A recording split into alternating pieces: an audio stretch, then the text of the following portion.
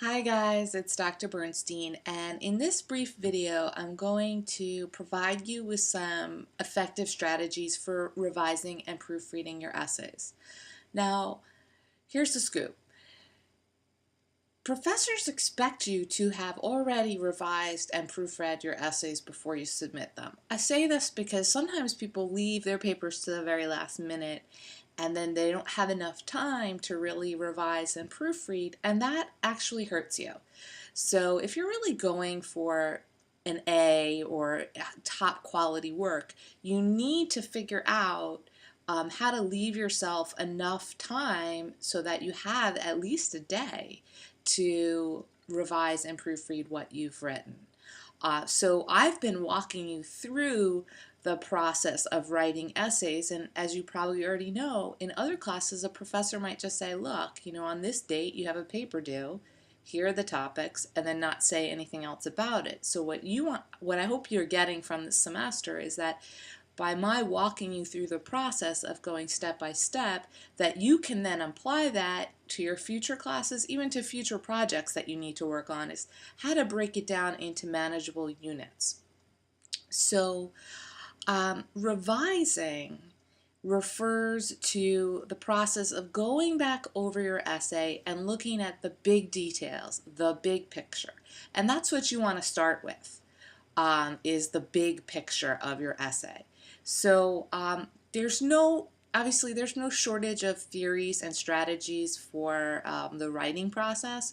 What I'm offering are the strategies that my students and that I myself have found most effective, but you might have to modify things to make it work for yourself. There's no one right or wrong formula. This is what I found most useful for my students over the years. So what I'm going to offer you are 6 steps for effectively revising your papers. What I recommend is that you start this process by returning to the essay options and instructions that your professor provided. Sometimes as you work on a project, your project sort of takes on a life of its own and you go down exploring all these different interesting ideas. And that's in general, that's a good thing, but you need to make sure that you fulfill the basic requirements of the assignment. Some professors are total sticklers when it comes to these details and will penalize you if you don't meet each and every one of the requirements. So step number 1 involves reviewing the assignment in relationship to what you've already written and making sure that you've addressed the key elements. If you haven't, then you need to figure out how you're going to work in that missing element into your existing essay.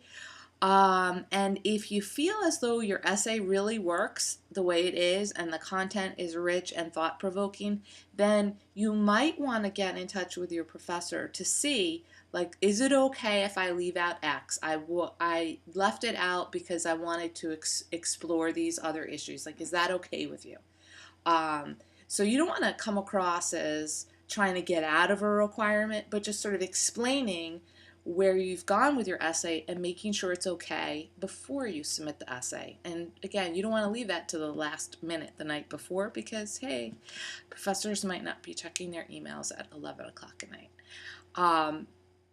So you might get a green light from your professor, and that could work for you. The second step would be to take out your instructions on opening paragraphs, review them, and then make sure that your opening paragraph contains all these required elements. Now, you might also want to ask someone, whether it's someone in the class or a tutor at the writing center, or just someone who's a friend of yours who's just totally outside of the text and the assignment in the class, and ask the person to read your paragraph. And after reading it, you should ask this person to tell you what she thinks is your thesis statement and get a sense of whether or not she has a strong understanding of where you're going in this essay and what you're going to be talking about and arguing. So this is a lot of times when you have a group workshop on a paper, someone will read your paper and be like, oh, that's good. Looks good to me. You need to learn how to ask questions that can't be answered in that, yes, no, good, bad way. So asking someone to say, like, okay, after you've read my opening paragraph, what do you think my main point is? What do you think I'm going to be, like, from reading this, what are your expectations of my essay? And if someone is trustworthy enough to read your paragraph, you're trusting them, then they should be able to give you that feedback. And if you're not getting a clear answer from them, then you might need to revise your paragraph. The third step involves looking at the basic requirements of body paragraphs, reviewing them, and making sure your paragraphs include these elements. Sometimes what people find most effective is to just go through the essay and look only at the topic sentences, like start the process by just looking at the topic sentences. As you know, I'm a big fan of having topic sentences that state the main point of your paragraph and relate back to your thesis. And I think it's just something that most professors I've encountered appreciate having, even if they don't tell you to write those kind of sentences. Because what you're doing is you're just always reminding the reader how this point relates back to your main point. So you're guiding your reader, which is a good thing. You don't want to leave your reader with too many questions. And you are creating a unified, coherent whole for your paper. So each part is related to the next part. So you could just go back through your topic sentences and make sure they fulfill that requirement. And then what I might do is look at them and think, well, is this the best order for my paragraphs to be in? Sometimes you've got the best order, but sometimes it would make sense to move your second body paragraph to make it your first body paragraph. That's what you're dealing with at the revising stage, these bigger issues. Then you could go back through your body paragraphs to look at all the other required elements in a similar manner, or however works for you. Step number 4, you might take step number 4 a little bit earlier in the game, but it involves taking a break.